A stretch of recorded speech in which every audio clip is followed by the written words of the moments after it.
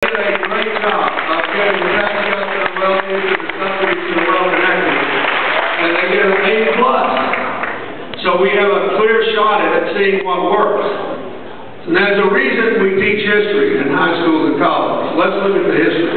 When you gave me the chance to serve in the 1990s, this country produced 22.7 million new jobs. Now, we're not going back. We're studying history to go forward. In this decade, 5 million, less than 1/4 as many in a bigger country. In the 1990s, almost 8 million people worked their way from poverty into the middle class. That is the American dream. In this decade, 5 million people have fallen from the middle class back into poverty, almost all of them while they were working full time. Maybe even some families represented in this room. In the last decade, median family income after inflation rose $7,500 a family a year. And I might say it was across all racial groups. For African Americans who started at a lower base, median family income rose $8,300 a year. But the point is, we were growing together. The bottom 20% of wage earners increased their earnings in percentage terms more than the top 5%.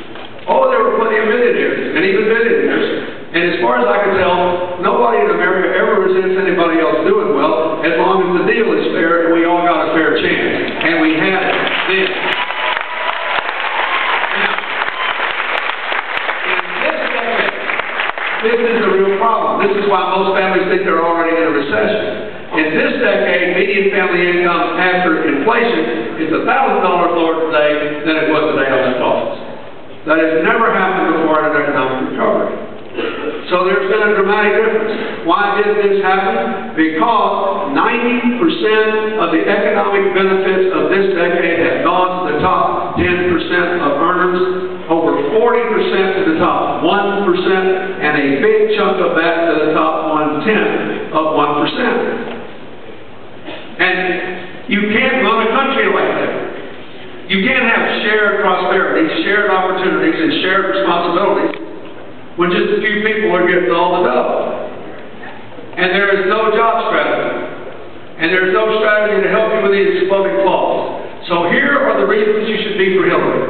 Reason number one, she was the first candidate to recognize and say that the only strategy which is producing jobs, swelling the middle class, and reducing poverty in every rich country that has tried it is a serious commitment to more energy independence through homegrown clean energy and energy efficiency, and she's giving you a plan to create 5 million jobs to do it.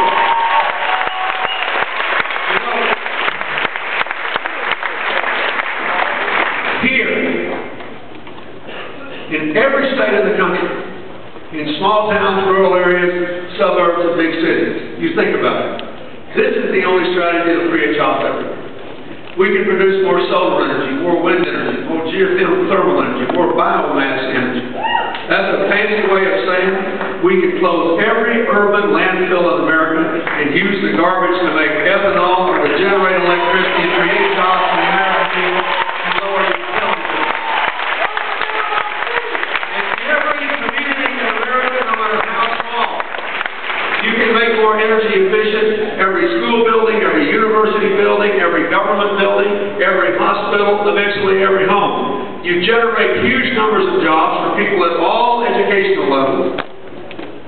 People who dropped out of high school to be trained to change the windows, to change the light, to green the roofs, put sod on them, cuts down the heating bill in the winter and the air conditioning bill in the summer. Put in automatic temperature and lighting control. And think of it, you cannot outsource any of these jobs. Nobody can send them somewhere else because you got to be where the buildings are. Millions and millions and millions of American jobs. Let me tell you something. In my current non-political life, I do this work, so I know what I'm talking about. My foundation works on fighting global warming through energy efficiency, and we only go places where we create more jobs and more economic opportunity. Only. And I can tell you, I've got a partnership with universities around this country, and we are creating a huge number of jobs and not costing the school budget 1 red cent. And I want to explain, since I'm here at the university, I'll just say how it works. So if your campus said, we want to join your effort, We would get you an energy service organization which will come in and look at this building and every other building on campus and tell you how much you can reduce the greenhouse gas emissions and reduce the utility bill. If you pay them a premium, they'll give you a guarantee. Once you do it, any bank in the area will loan you the money to train and hire all these people, put them to work, do all the work, and you only have to pay the loan back with lower utility bills.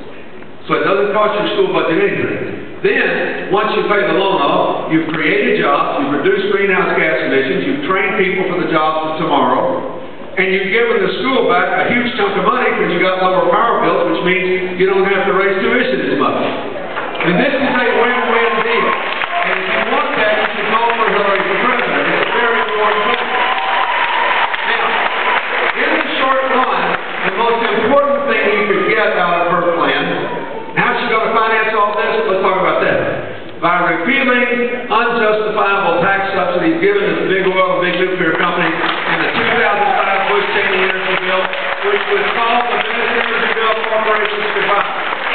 Now, you've got three candidates left in this race. She is the only candidate who voted against that bill because she knew it was wrong in the first place, and she'll take that money back and invest it in this kind of work.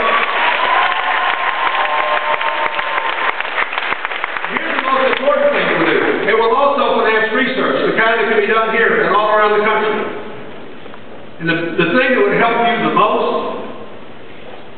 is if you could, in the next couple of years, buy an affordable car that gets 100 miles to the gallon. Now, whenever I say that, everybody wants to cheer and they don't. Instead, they look at me and say, you know, I know Bill Clinton's not as young as he used to be, but I think he's slipping a little bit. Or as we used to say at home, free rickshaw and full load. What's he talking about a 100 mile a gallon car? Let me tell you something. I talked to a guy last week who lives in the Washington, D.C. area, who is one of 50 of your fellow Americans that for more than 1 year has been driving a car that gets 100 miles to the gallon in town. How does it work? It's basically a hybrid car on steroids. You know how these hybrid cars work? You drive about 25 miles an hour on the battery and it flips over to fuel. Well, this one you can drive to at least 40 miles an hour before it flips over because there's a battery pack made of lithium that's a small one you just put in the car and it gives you 40 more miles a day on pure electricity. Now, think of this. If you could get 100 miles a gallon, think what it would do to your family's budget. The average American family will spend $450 more this year on gasoline alone and $250 more because fuel prices on food. So what would it do to your budget? It would save the average family over $1,000 a year, probably $1,500. More than you're going to get in that little stimulus check in a few days. Think what it would mean to your country's long-term security. You could say to all the nice people who sell oil, go on and charge $100 a barrel. Shoot, charge us $200 a barrel. You charge whatever you want. We're going to keep our $350 million at home in the pocketbooks of our family, in the future of our children, in the jobs of tomorrow, cleaning up